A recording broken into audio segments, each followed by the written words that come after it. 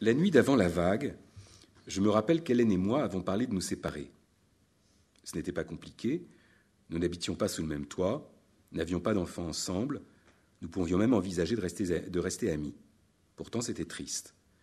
Nous gardions en mémoire une autre nuit, juste après notre rencontre, passée tout entière à nous répéter que nous nous étions trouvés, que nous allions vivre le reste de notre vie ensemble, vieillir ensemble, et même que nous aurions une petite fille.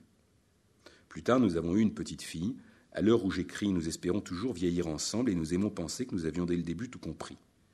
Mais il s'était écoulé depuis ce début une année compliquée, chaotique, et ce qui nous paraissait certain à l'automne 2003, dans l'émerveillement du coup de foudre amoureux, ce qui nous paraît certain, en tout cas désirable 5 ans plus tard, ne nous paraissait plus certain du tout, ni désirable, cette nuit de Noël 2004, de notre bungalow de l'hôtel Eva Lanka. Nous étions certains, au contraire, que ces vacances étaient les dernières que nous passions ensemble et que malgré notre bonne volonté, elles étaient une erreur.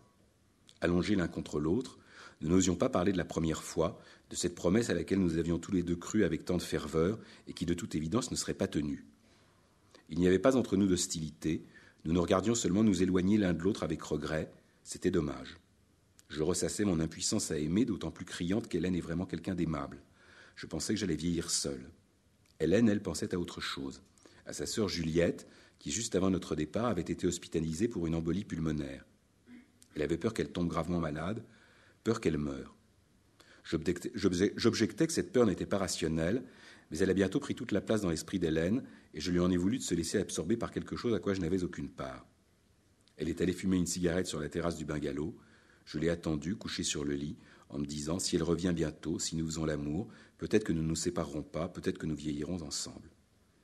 Mais elle n'est pas revenue, elle est restée seule sur la terrasse à regarder le ciel s'éclaircir peu à peu, à écouter les premiers chants d'oiseaux, et je me suis endormi de mon côté, seul et triste, persuadé que ma vie allait tourner de plus en plus mal. Je m'arrête là parce qu'ensuite commence tout le récit puisque ça se passe à Sri Lanka à Noël 2004. C'était donc ce que ça raconte ensuite, c'est le tsunami